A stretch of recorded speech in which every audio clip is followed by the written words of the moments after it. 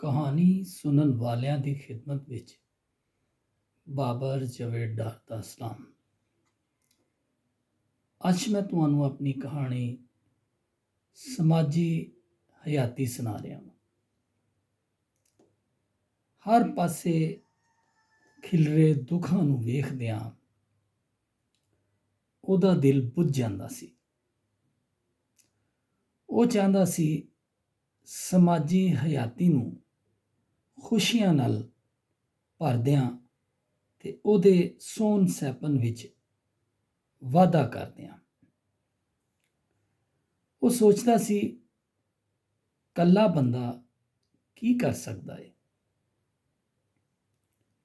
ਪਰ ਵੇਲੇ ਨੇ ਉਹਨੂੰ ਦੱਸਿਆ ਕਿ ਉਹ ਬਹੁਤ ਕੁਝ ਕਰ ਸਕਦਾ ਹੈ।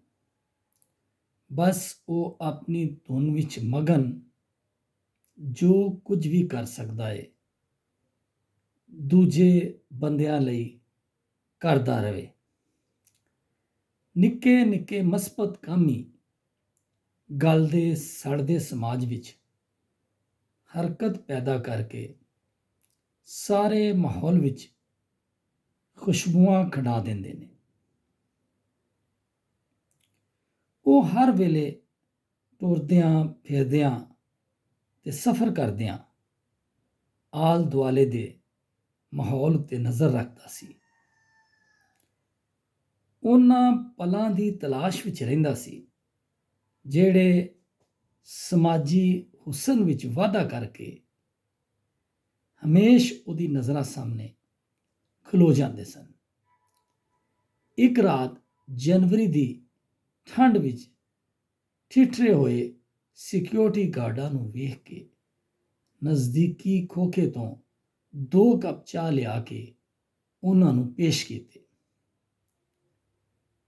ਜਦੋਂ ਉਹਨਾਂ ਚੁਸਕੀਆਂ ਲੈ ਕੇ ਚਾਹ ਪੀਤੀ ਤੇ ਉਹਦਾ ਆਪਣਾ ਠਰਦਾ ਜੁੱਸਾ ਜਜ਼ਬਿਆਂ ਦੀ ਸ਼ਿੱਦਤ ਨਾਲ ਗਰਮ ਹੋਣ ਲੱਗ ਪਿਆ।